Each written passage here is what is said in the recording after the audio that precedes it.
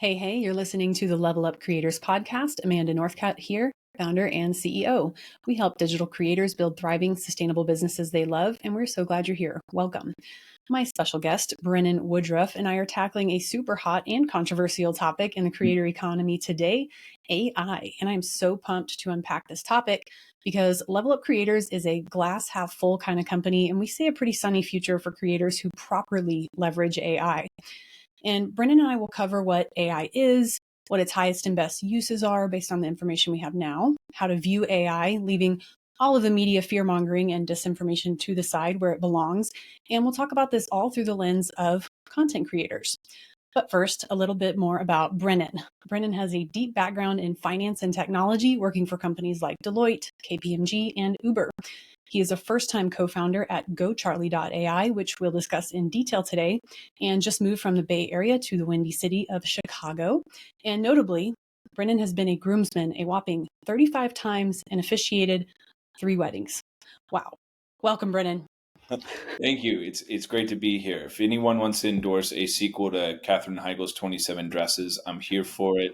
I will write the script. Bradley Cooper's already in to play me. Nice. So glad you're here. I'm excited about our conversation today and just, kind of your ability to help educate our listeners about AI and demystify some of the information floating around about it. But first, you've got to tell us a little bit more about yourself, which absolutely must include something about your serial groomsmanship and, of course, all about GoCharlie.ai. Yeah. Well, thank you. I'm so glad to be here, Amanda. I think this is going to be a fun chat because it's a space that's so misunderstood. I think the creator space is even very misunderstood as well. So I'm really excited about the intersection of the two.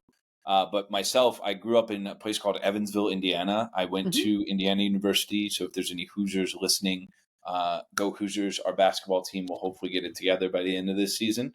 But the 35-time groomsman thing was honestly just living in so many different places. Like the Indiana folks get married a little earlier, and then the Chicago folks a little earlier after that. And then New York and San Francisco are like, we're never getting married. So then that's now coming back into play. But I really attribute it to 2 things, or probably 3 things. One is that I looked good in a suit before I became a founder. 2, I'm a great public speaker, or at least I think so, which is half the battle of being good at public speaking. And 3 is I am an absolute menace on the dance floor. So I usually was the one getting grandma up during Uptown Funk to really get the party going. So I feel like all that just combined into a very top quality groomsman pick. Nice. Yeah, that's quite a resume for sure. Yeah. Party starter deluxe with experience. So yeah. Yeah. It remains to be seen if the dancing abilities help me in any of the stuff that I did at Uber or SoftBank, but that's neither here nor there. All right. How about GoCharlie? So GoCharlie is a labor of love. Fun fact for the listeners, we used to be called Gaudium.ai, which is Latin for joy, because we wanted to bring joyful AI experiences. But as you might imagine, no one really knows how to read Latin or what Latin sounds like. And so we decided, well, what is the most engaging thing on the planet? Because we started from creating content to help engage your audience. And most engaging thing, funny enough, is babies or dogs. And I was like, it's going to be a little weird if we say we're making babies, so let's do dogs. And so Charlie is actually a real dog. It is not some fancy AI acronym. And there's so many puppy puns between training an AI and training a dog. And when you're telling an AI to go do something, it's kind of like you're saying to go. And so originally, instead of running a task, we would call it a fetch. And so Charlie would go and run and fetch content for you based upon your parameters. So Charlie's really started as this content creation platform. We focus on text and images, but we really are specialized in being able to start anywhere. So a video, a text file, a PDF, links to a website, your YouTube channel.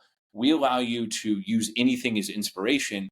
And then more importantly, keep that same messaging constant across multiple outputs. So creators that are looking to go multi-platform can do so in a single prompt. Creators that want to specialize in a different platform from where they built their initial audience, we can help them re-platform a lot of their content. And so that's where you start to see the magic of what we've built. Nice. Awesome. And we're definitely going to unpack that a little bit more, but let's back up a couple of steps. So, Brennan, if you can give us kind of a nicely wrapped up with the bow on top description of what AI is and how it works in layman's terms would be awesome. And maybe draw some distinctions between how ChatGPT and other generative tools work versus how, for instance, Siri and Google work. Yeah. So we could spend an entire podcast episode on those things. How people define artificial intelligence is always interesting because the first piece is how do you define artificial? Because I think a lot of humans are artificially intelligent, but that's a judgmental thing. But then how do you define intelligence, right? Like most people's intelligence is actually a mimetic device. It's they hear something, it validates or rationalizes their position, and give it to them. I think of this current wave, I just kind of house it as generative AI. And generative AI is using machine learning to create net new information. And some people even challenge the idea of net new. But really, how these models work is not so different from how you and I learn. So, the basis of ChatGPT, many of these other tools, our own Charlie 1 platform that we've created, is what's called a large language model. Large means greater than 1 billion parameters. You don't need to know what parameters are if you want to get really technical. Definitely reach out to me. I'll happy to educate you. But language means that it can take language in and create language. And then model just means algorithm. And so large language models are what powers ChatGPT and these other technologies. But the way that they work is think about if you were trying to teach someone about physics or you were trying to teach someone about copywriting. You would give them a whole bunch of examples to look at, and then you would tell them what was good and what was bad. And then you would have them do it a whole bunch and continue to tell them what was good and what was bad. And over time, they would get better and better. That's how AI models are trained. We effectively create these data sets and we feed them through these algorithms and we tell the algorithm when it's good or bad. And over time, it gets better and better and better. And then we finish the model. And that is ultimately what a large language model is. It is a collection of information that's been fed through an algorithm with a reward system and ultimately is able to produce content about what it already knows. That's an important fact because there was a recent Google research paper that tells you that no AI model is good at generalizing beyond the data that it has seen in its training data set. We'll get into this a little bit later, but that's why it's so important to give more context to the AI model. Because if the model hasn't seen anything about what you're trying to do with it before, then it's going to fail miserably at what you would expect it to be able to do. So context is important, but that's a very, very rapid run through of how large language models are kind of trained and built and ultimately power some of these applications. I like that. I really like the human learning analogy as well. And learning physics is a great topic because it's hard. Physics is a hard topic for most of us. Okay, and so can you compare a large language models like ChatGPT to how we get results in Google and how Siri answers us? Yeah, Draw a distinction there. Yeah. So Siri, I think Siri is actually about to get a massive upgrade. So let's pigeonhole it to Siri as it existed when it first came out, and Alexa as it existed when it first came out. So basically, the AI models of old were cognitive structures. So there's really two sides of AI. One is cognitive and one is deep learning. Cognitive is pretty much everything before 2017 when the Transformer paper was invented. And the Transformer paper is what gave birth to large language models. So deep learning is more the large language model side of AI. So I have analogies for everything, so apologies. But good, yeah, that's how we learn. So yeah, I think about it in basketball terms, right? And I do this in all the presentations I give. Like one side, the cognitive side, is like you're teaching the AI the theory of basketball and like specific rules that it needs to know, but you don't have it play any games. And on the other side is deep learning. And deep learning is like you're teaching an AI model to shoot free throws, but you're not teaching it why free throws are important, why there's teammates, why there's fouls, what out of bounds are, any of those things. You're just teaching it to shoot free throws. So it's going to be really good at shooting free throws. And so I think long-term, those two fields are going to come together. But cognitive was like the Siris and Alexas of the world where they had a bunch of rules that they programmed in. And so if you gave a response that made sense with that rule, then it would run that task. But anything outside of those rules, it couldn't do. Whereas here, you've trained an AI model on a bunch of different tasks. And so if it has seen that task before, it'll be able to do it without you having to build all these different rules. So slightly different ways to sometimes get to the same answer, but I think you're going to see a combination of those two coming back together. So one is just more rules-based, the other is more flexible, but they both have their trade-offs because large language models don't know what they're actually saying. They don't have the concept of truth versus lie in them, whereas cognitive systems may have that concept, but you have to spend so much time building all these rules and testing them and developing them. Yeah. So with Alexa and Siri, you are receiving responses from pre-programmed script, Exactly. basically, right? Whereas with large language models, they are drawing upon all of the context from which they can draw based on, whether it's Chat GPT or GoCharlie or whatever, and they're getting or trying to create new information based on a large data set rather than just like, here's a response that Google's pulling up based on their algorithm, which is based on keywords. So it's drawing on existing stuff versus trying to create somewhat net new. Is that fair? Yeah. And I think where you're seeing Google go with its new generative search functionalities is not so different than a large language model piece, because what large language models really are is just a knowledge graph of information that they're calling upon when they hit the right stimulus. So if you come ask a question, it's going to pull an answer based on this massive index that it has access to. So Google is very much becoming similar to a chat GPT of sorts. And then if you've ever used Perplexity, I think that's the best search experience now, but it's slightly more evolved. Google's search is polluted by a lot of paid advertising. Think about that as like biasing an AI model, whereas Perplexity, ChatGPT, they're all just biased by the information that they've seen already. So slightly different experience, but kind of the same function. Yeah, that's also why this whole emerging field of prompt engineering is so important, because your inputs drastically affect the outputs that a large language model will give you. So if you're not asking it the right question, you're not giving it the right data set to draw on, it can give you some like totally weird, bogus stuff and take you down like a rabbit hole of weirdness. So that's, yeah.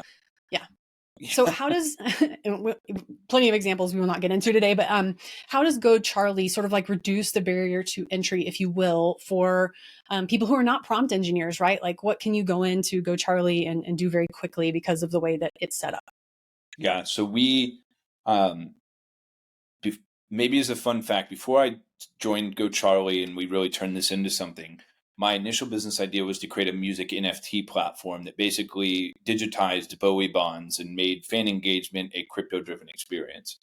But I quickly realized that the biggest issue that crypto had was the on-ramp problem of it was just too dang hard to figure out what you needed to do to make a wallet, to get crypto, to hold crypto, how it all worked. They made up this ridiculous language and it doesn't work to the average person. And so I kind of think that prompt engineering is that same problem for AI. And so what Charlie has tried to do is we've programmed kind of both the cognitive and the large language models to work together. So we have a bunch of different tasks that the brain knows how to use, but then we also have the execution power and the speed of a language model itself. What that means is you don't have to do these insane prompts. I've seen prompts that are like 10,000 words long. And guys, if you're putting 10,000 word prompts into an AI, it's only going to pick up the very beginning and the very end. It's not going to maintain the same context over the stuff in the middle. It's been proven out in researchers' methods to do it.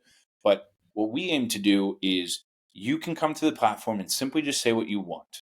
And we're giving you more and more tools to be able to upload more and more context and more long-term memory, such that instead of saying, write a Facebook post about XYZ, include this file attachment, use these links, you can already have that stored in the platform. So when you go to say, I want to create a Facebook post, it'll just create the Facebook post and it'll already consider all that context that you have. So as you were mentioning, like giving it the right context is better. But like I'm kind of on a march, or let's call it on a mission to get rid of prompt engineering. I think where prompt engineering makes sense now, but as these models get better, it's going to be as simple as just providing the right context. And over time, I think we're going to get to a place where you give it goals. You give these AI tools a goal. So maybe I want a 30x revenue or 30x my following. And everything that it does will be viewed through the lens of that goal and the context that you provided, such that it will start to be able to suggest things before you're even there.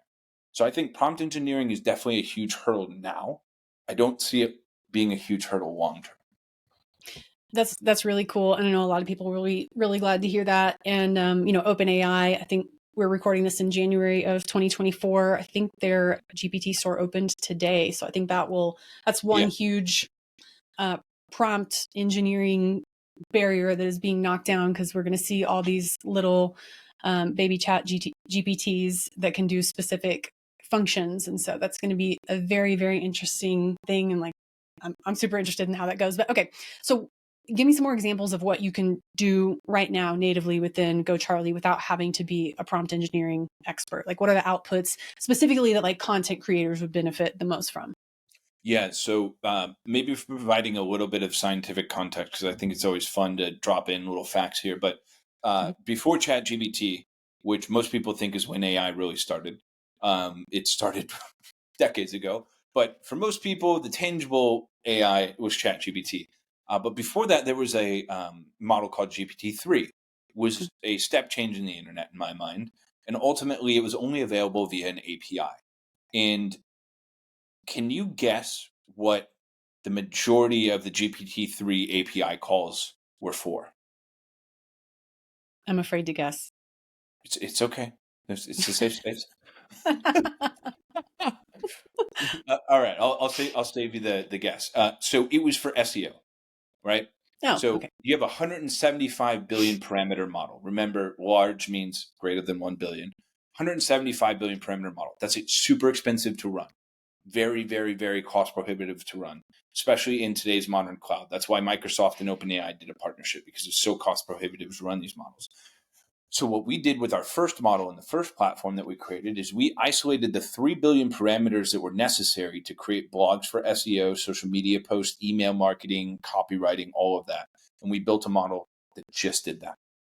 And so when you tie that back to what can you do in the platform now? Well, pretty much any ad copy, Facebook post, Instagram post, Twitter post, TikTok, captioning, emails to customers, blog posts, any of that. Any writing that's promotional and meant to engage an audience, we can do right off the bat.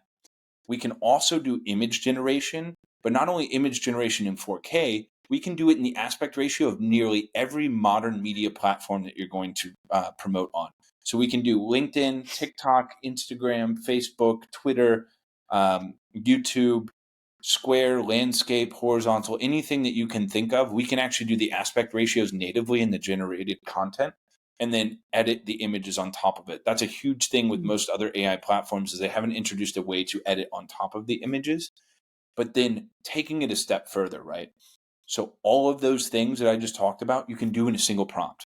So if you wanted to create a Facebook post, LinkedIn post, Instagram post, Twitter post, blog post, and use a YouTube video that you did as the source material to create all of that, you can do it.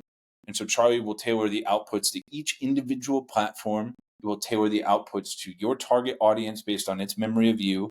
It'll tailor it based upon the YouTube video you've given its context. And then ultimately, it's trained to optimize that for the most engaging way for you to post. So that's really where Charlie starts to be magical, is combining these messages across platforms. Because I'm sure you've done it. Every time I create something cool, I'm like, crap, I have to make this for every platform that we're trying to target our audience on. It's a long process. Posting is a long process. That's why people hire social media managers. They get sick of just re-optimizing for each platform. So that's where there's a huge value in using Charlie.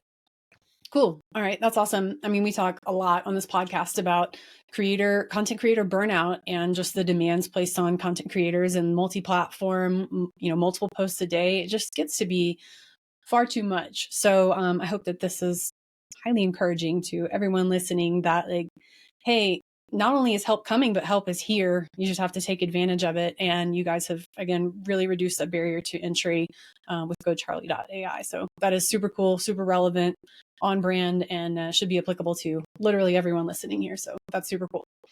Yeah.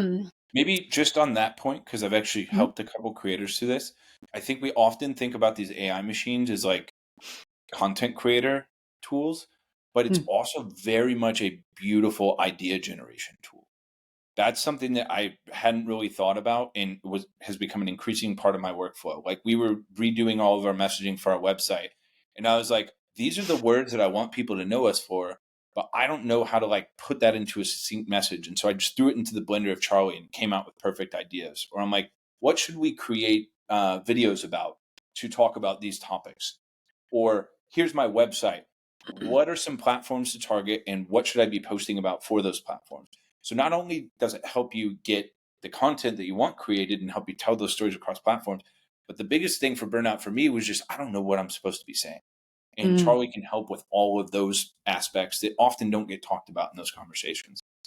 Yeah, I like that, like the idea generation machine for sure. We just started an account on Instagram, CEO_creator. And I'm fortunate to have a team that helps me. I do write all of the content. I do write all the scripts for the reels and I record them, but my team helps create posts and carousels and does the video editing and scheduling and all that. And so that is super helpful. But I'm just at the beginning stage of this. Right now we're doing batch recording. I'm like 60 days in advance right now. And I'm like, I could do this all day, every day. I have 150 topics that I have not even like addressed, and I've already done, 90 or 100 days of content. But for those content creators who have been at this for 2, 3, 4, 5, 6, 7, 8, 9, 10 years, man, that has got to be so difficult to continuously come up with new, amazing, useful, valuable content. So yeah, that's another major benefit. I'm glad you brought that up. Think about that for 10 years. The only thing that's been in my life for 10 years is my family. Or maybe that a says a couple lot of about kids creators. I'm like, maybe one day I'll fit back into those. But yeah, so 10 years of content creating is bananas. Mm-hmm. Yeah, I've got mad respect for people who have been in the game for that long and really stuck with it. And that's why all this data that's coming out, I mean, really starting in 2021, but the data that came out last year in 2023 was really, really profound and showing like the affinity and closeness that we feel, especially as like millennials was a specific generation being surveyed here.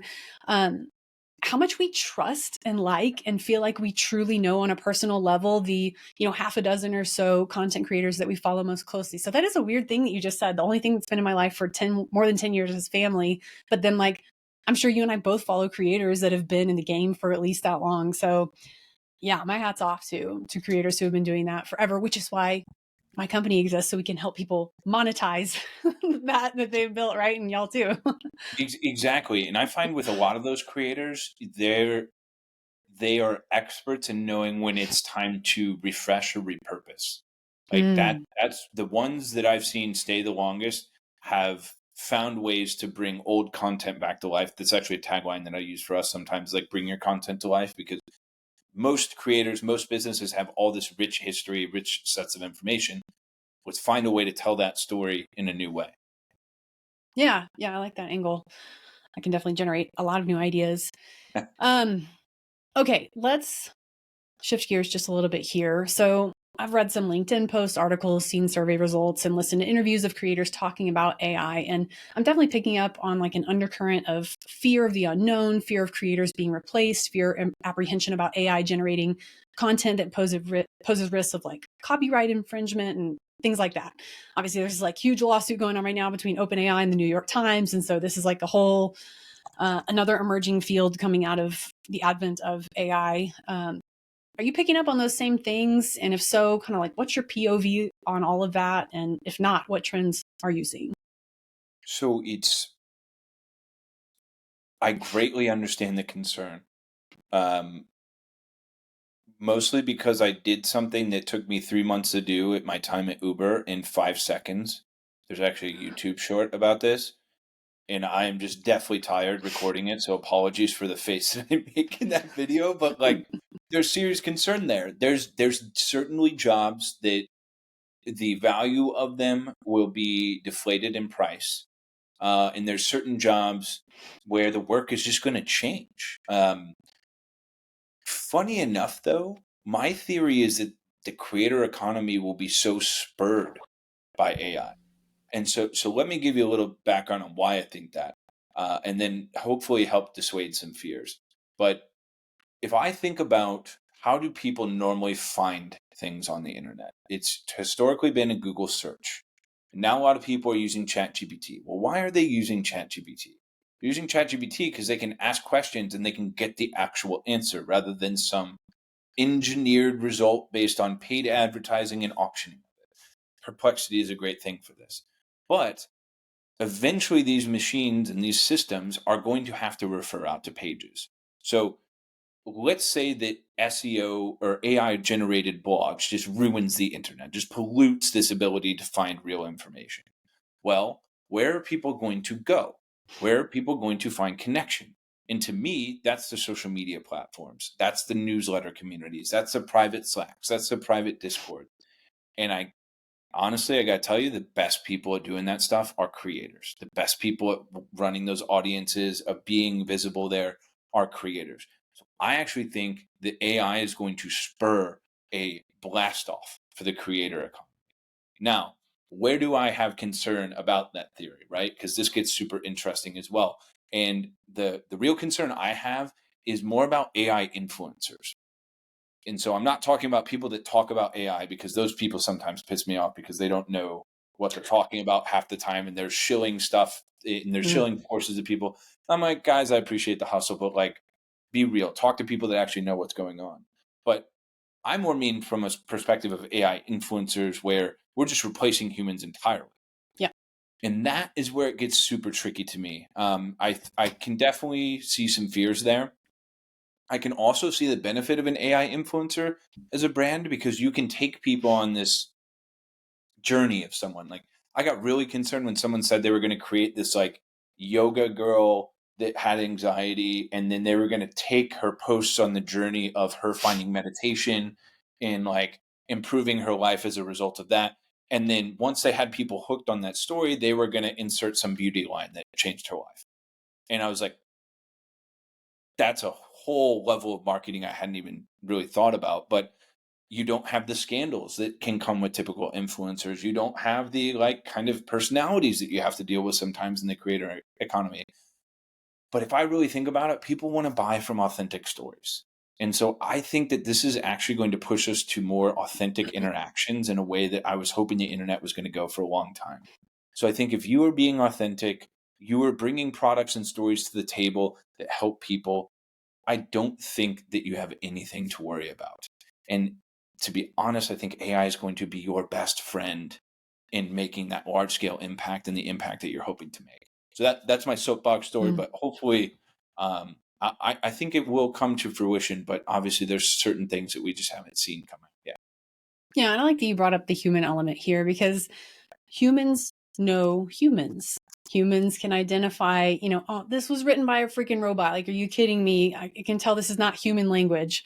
You must not have done a good job with your prompts or used GoCharlie, right? But we can sniff it out from a mile away, right? And so I think you're absolutely right that those who are truly authentic and are using AI as leverage, like, right, as business owners, which, I'm trying to help creators think like CEOs and think like business owners. When you're thinking about your strategy, you're constantly looking for, which lever can I pull that's going to give me the best return, right? Where can I find kind of the white space or the open space in the market and double down there to stand out, to be more authentic?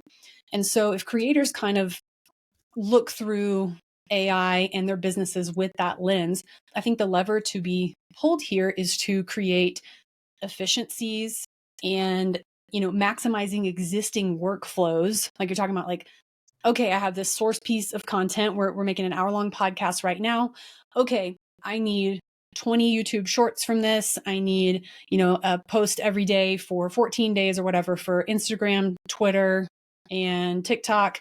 I need 3 articles and 2 blog posts, and a email newsletter. Like, that's really powerful to go in and have like a system like GoCharlie, where it's speaking in your brand voice very consistently. And I haven't seen any generative model yet get a blog post or an email or anything to 100%, but I've seen them get to 90%.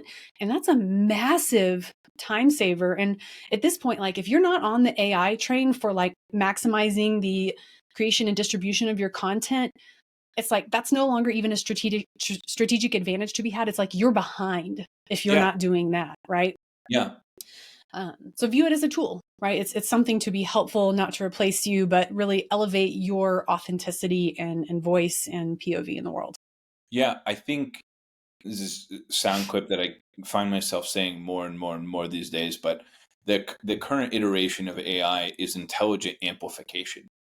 So not so different from the idea of leverage by any means, I think, but it is making you better, faster, more efficient at what you already do well. And so if Yeah. you're really good at something, it's going to make you faster, better, and able to do more of it. If you suck at something, it's going to raise your floor. But what I really think from a creator standpoint, to me, it's like, what are the things I hate doing? Give those to AI. Or what are the things I'm doing most regularly that take me the most time? Give those to AI. And then free up more space for me to either spend it with doing the things that I love or doing the creative aspects. Because what kills creativity more than anything is not having the time to spend being creative. That's the biggest farce that I see in many fields, is that people think creativity is just this thing where you get struck by a lightning bolt and it just happens. But Mm-hmm. the best creators, the best artists, the musicians, the singers, anyone that I've ever seen that is an exceptional creator has taken painstaking amounts of steps to make sure they have the time to be in a creative space and withdraw that type of stuff out of them. Yes, you've got to shovel the other shit off of your desk. And as you become more successful, as you add more followers, as you begin to try and monetize your influence, the administrative work, the strategic work, the business to be done really, really, really piles up. I mean, that is literally why we created Level Up Creators, right? That is why we exist, because we're marrying the exact right business skills, no more, no less, with creators who are effectively the product. So it's like we're marrying the product with revenue and revenue operations to maximize the income that creators can make from the years and years and years they've spent growing a very loyal following, right? And doing that in a way that also feels authentic and again, like creates the space for a creator to be creative and spend time with their community being their authentic self, not an AI driven robot. And so yeah, you really hit the nail on the head there. I mean, that is such an important thing, is to like find efficiencies in business, outsource when you need to, and learning these skills and keeping up with technology and having a growth mindset, saying like, okay, this is new, this is different, this is pretty much the biggest thing since the internet itself, and I can do it, and I can step into the space where I am viewing this as a tool and as leverage to maximize things that I'm already doing and find efficiencies, like we've been saying. So yes, yes, Exactly. yes.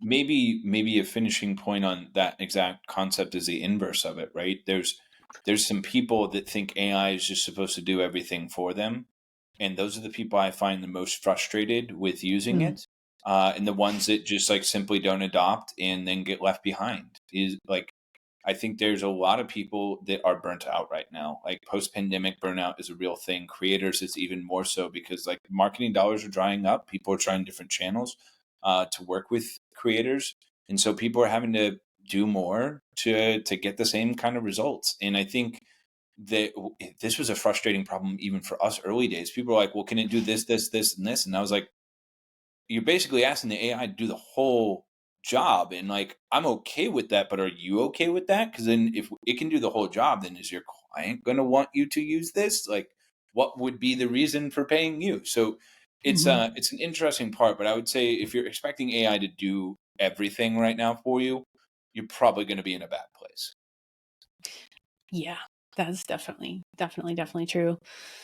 Um, okay, cool. And I definitely want to talk a little bit. Obviously, Brendan, you and I have spoken apart from this recording, and I've dropped like a couple little nuggets here and there that we're launching the Level Up Creator School on March 1st, like our beta version. And so this will be like membership-based business school for creators. Yeah. And AI will be a very significant part of that curriculum.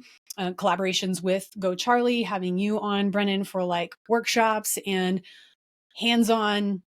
You come to the workshop if you need this done. Like, I don't know how to take my video podcast and make it into 20 shorts, 3 blog posts, 20 social media posts, and for multiple different platforms. And so like Brendan comes on and shows you exactly how to do that. And then boom, you've got a new skill and a standard operating procedure to do that moving forward. So I'm very excited about the school because Level Up Creators in the last year has been a hands-on consulting firm, and we have gotten phenomenal results for our creator clients, and I've tried to figure out like, how do we multiply ourselves and how do we kind of take this one-to-many model? And so that's exactly what the school is going to be. It will be all of the business things. So we're not focused on audience building, but it's like, you've got an audience, here's how you kind of like take off on a rocket ship into the stratosphere, because we can marry all these business school skills with that. So I'm super excited about content collaborations with GoCharlie and helping creators that come through the school use your tool and getting you in front of them for more like specific instructions on how to do this and like make this, kind of conceptual thing into reality and get people using it and comfortable as well. Yeah. And I think that type of systematized thinking is where AI really can be an unlock. Once you have that system of thinking, that way of thinking, like you get a lot more clear and a lot more mental space to be able to be like, all right, this is the step of that workflow, or these are the workflows I need coming out of this. And then you can start to plug AI into it. Disorganization is actually one of the greatest hurdles to AI effectiveness in my mind. And so having this system that you made, I think is going to naturally flow into so many other gains in different parts of what they're trying to do. Yeah. And I mean, we're here to help creators embrace AI again as a tool to enhance efficiency, amplify content creation efforts, and access new possibilities. And while we recognize the benefits of AI, we also prioritize, of course, responsible ethical use. And we are committed as an organization to truly be a voice of reason in the creator economy, where in real time we are collating, testing, translating the highest and best uses of AI in the creator businesses for our listeners and clients. So with that and kind of like our entire conversation in mind here, Brennan, how can we help unlock a potential mindset shift for our more, maybe skeptical listeners or those who are on a fence to a more balanced and curious, a growth mindset, if you will, about AI? Oh man. That's a fascinating question. I haven't had it posed that way to me. So I'll go with just what's coming to mind, which is getting clear on your why usually gets that answered for me. And what I mean by that is there are some people that are just being creators to do product partnerships so that they can make money instead of having a job that kind of ties them to a desk. There are other people that genuinely care about spreading a certain mindset or certain way of doing things or a certain way of thinking, and that's why they are creators. And their why is to impart that message to the world. And then there's some people I know that are wellness and fitness influencers, and they just want the world to be a better, healthier, fitter place. And that's their why. And if you sit there and think about it, AI is not explicitly stated in all of those. But you know what makes you better able to do those things is AI. Like it saves you time, so you have more time to spend telling that message. It saves you time, so you have more ability to serve more clients, make yourself more money, have more flexible workspace. It allows you to tell your story in new and interesting ways. It allows you to share that mindset that you want to impart to the world in new and interesting ways. In my mind, AI is the amplification for that why. It is the enabler of that why on a broader scale. So if you are sitting there and you're thinking, I don't want to be a part of AI, I would be totally receptive to that. I get it. But when you really get down to like people's whys, it's almost like you can't do it without AI. If you want to be a big player, if you want to be competitive in this space that you are playing in as a creator, which I find that most people do, you really need to be using the best tools, the best processes, and really creating the space for you to be creative and think about how you push the envelope of that why forward. And I just see AI as an enabler of it. I don't think it's the spark. I think you guys are the spark. I think you're the creative aspect of any activity that you do. And AI is just here to help you do more of it. Yeah. So maybe getting curious about it as opposed to being super skeptical. Maybe turn off the cable news network if you still have that on. Please turn it off forever and ever. But yeah, I mean, like, find voices of reason who are cutting through the crap, who are cutting through the fear mongering. I mean, Level Up Creators, we have committed tremendous resources for 2024 to be that voice of reason in the creator economy and make sure that our followers and our students in the school have the latest and greatest information and are embracing the ethical use of AI in order to maximize their business. I mean, over 50% of content creators who are monetizing their influence in some way have no help, don't even have an administrative assistant. And I mean, so many people that we speak with and work with have struck out time and time again, trying to go the VA route or the OBM online business manager route. And Yeah, I'm super frustrated by that too, because I feel like so many of our clients have been burned repeatedly by lacking help or attempts at help. And so like, if you're going to go at it alone, you really can't do it without AI. And like, I promise that we will be here to show you how to use it and get you the help that you need. But yeah, approach things in life in general. I feel like with curiosity and a growth mindset, and technology is going to change, and it's only going to change faster and faster and faster. Right. And so like making sure that you are firmly on that train and that you believe that you are able to learn it, use it, implement it for the greater good, I think is a very important POV to hold. Yeah. And, you know, I was guilty of early on thinking about this technology like a mimetic device because I know how it works under the hood, and the early iterations were kind of meh, but it's getting better and better now. And the more I start talking with people about using AI, the more it's become a conversation of, wouldn't you like to have someone on your team? Wouldn't you like to have two versions of yourself that could be working back and forth with one another to get to a better result? How many times have you sat there and been like, man, if I could have talked this idea out with someone, I would have got to a better result? Or I'm like so emotional about this subject, like I can't even think straight. And then you like just use AI there. And so for us, we're aiming to position AI as your teammate long term. Has an understanding of you, sometimes can do things on your behalf, ultimately is there to enable you to be the most successful, best version of yourself. And when you start to think about AI in that lens, I think it really helps because, to be honest, I think loneliness is the biggest detriment to the success of any initiative everywhere. People Mm. are people, people. Even if you are an introvert, you still want people in your life. Everyone wants to be relevant, and especially in the creator economy, if you feel like you're on your own and maybe your stuff isn't performing the way that you want, you're going to feel irrelevant. And man, you can have AI be a teammate to, for lack of a better word, be that bridge, be that helpful hand up to make sure that you're not in it alone.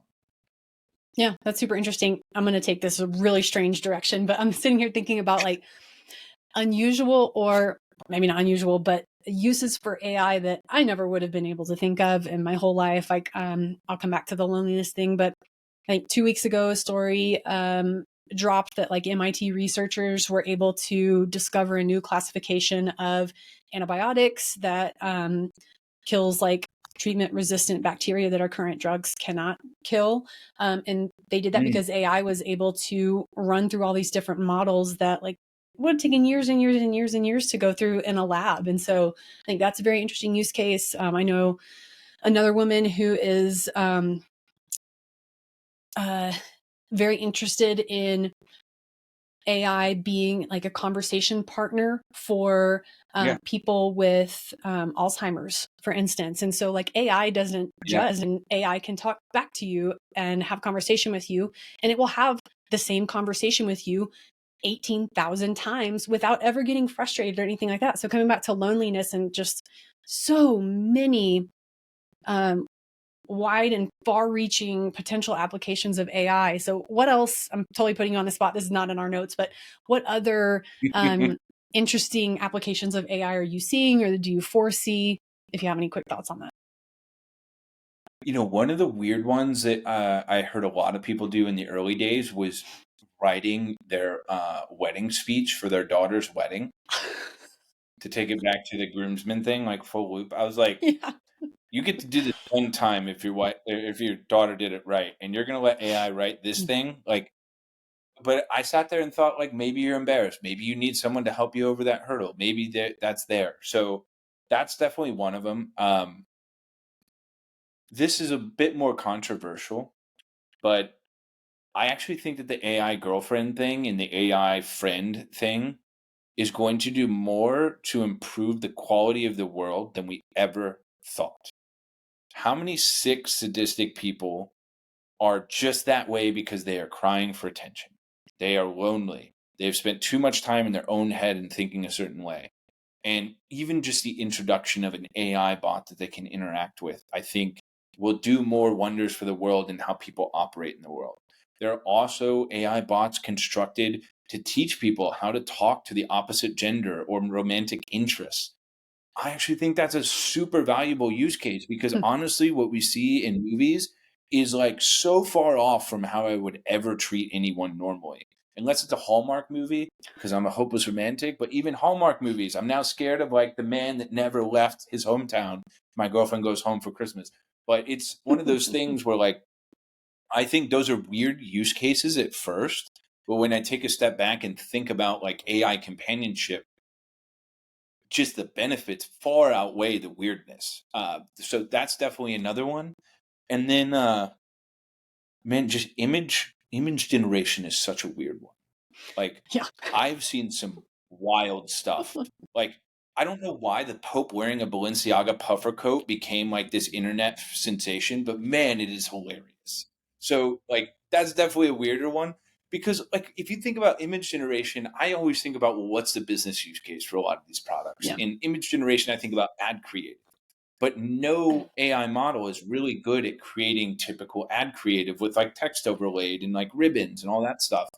So there are literally just people going on there and generating images to see how their imagination works. And that is still a weird use case to me that's just become so commonplace that we're okay with it. But image generation is another one of those weird ones. The last one that I thought was weird at first is just a thought partner. Like just think, go on this little journey with me for a second. Mhm. But like, you're talking into a machine, it is hearing what you say, and then it is responding back to you, and then you're responding back to that, and then it's back and forth, and you're talking, and it's really just you talking to yourself. But maybe you have all the knowledge of human history in your brain. So it's this conundrum that at first sounds weird, but I think is probably going to take us to new heights that we've never foreseen. The example that you gave about like the genetic bits, yeah, one person perfectly described it to me, which was net nuance. But they said net nuance from a perspective of it can still get you to novel findings, novel conclusions, but it's because it has access to so many bits of information and so many repetitions that can run simultaneously that it just gets where you were going to go if you would have sat there and thought about it for 500 years. And so Mhm. I think that's where this is going to be interesting. But man, the wedding speech one was kind of one of those things where I was like, guys, like, what are we doing here? Yeah, I'm glad my dad didn't do that. That would not I would not have appreciated that. But maybe it would, come up with something a lot better depending on what your skills and abilities are. So it's interesting.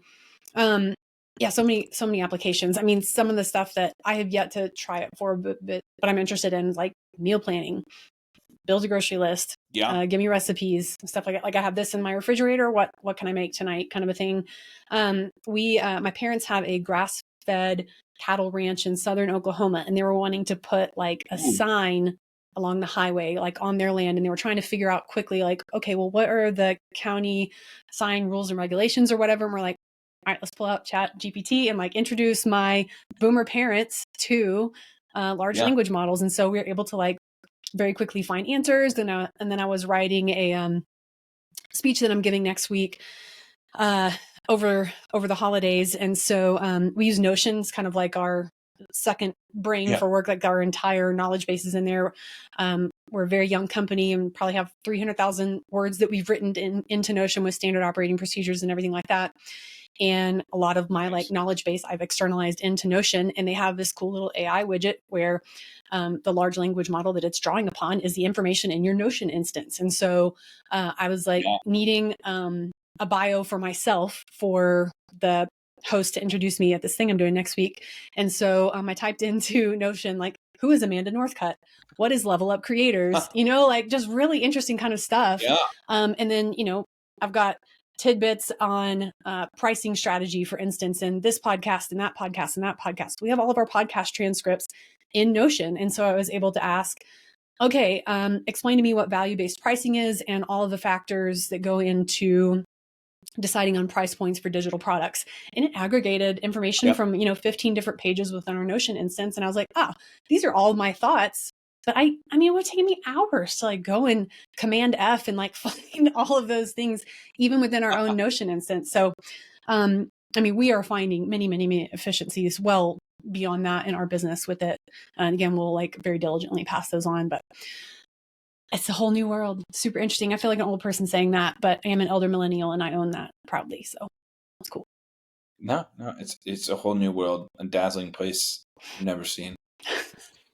Did I just quote Disney in a podcast? I I'm did. definitely thinking about what princess said that for sure. That Yeah. seems on brand for It's you, Brendan. I don't know you that well, but I think that works. That works.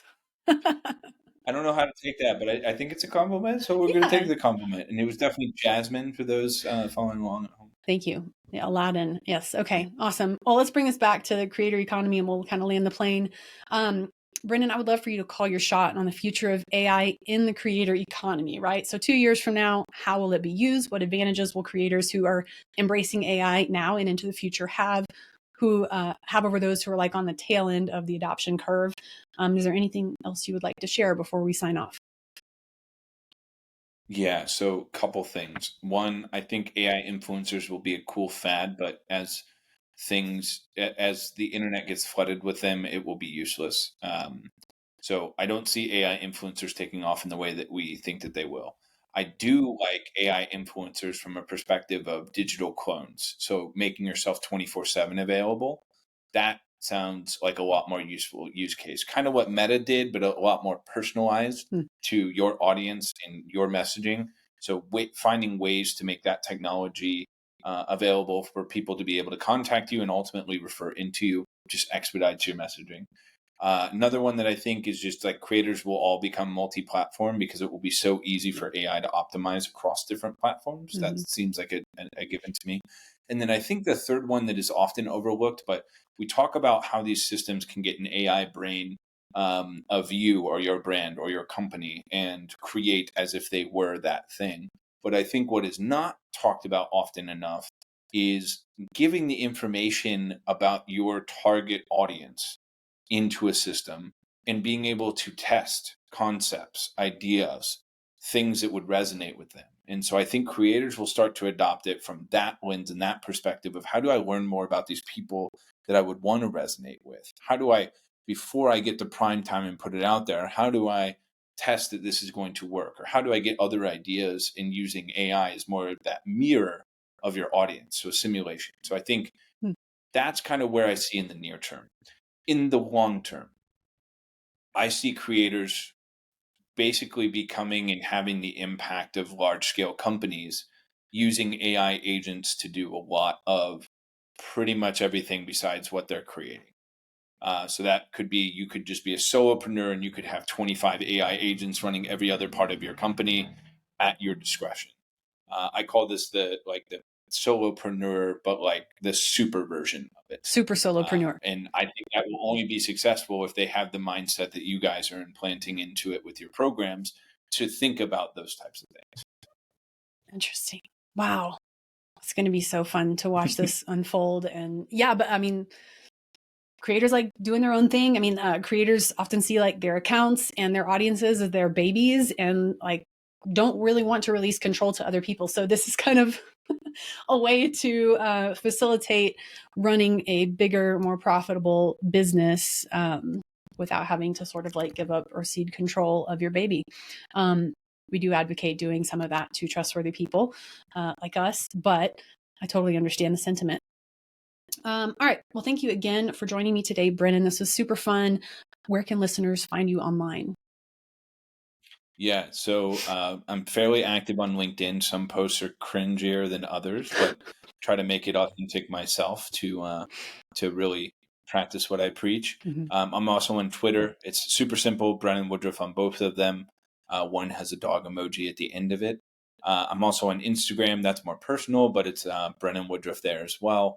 And then GoCharlie.ai. I run our Facebook community. I write a lot of our newsletters. I'm our public facing component. So anything where you see GoCharlie, you're likely not too far away from me. Awesome. Yeah. And we love, again, GoCharlie.ai, spelled exactly how you would think. And we'll, of course, have that in the show notes. Really, really cool, interesting tool. And they've released some new features just in the last month that have truly leveled up the platform. So amazing, amazing tool for creators. I highly recommend it.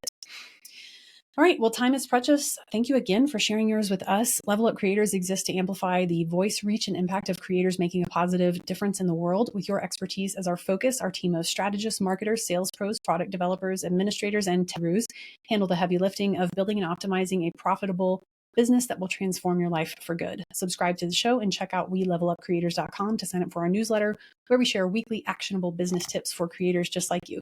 We'll see you next time on the Level Up Creators podcast.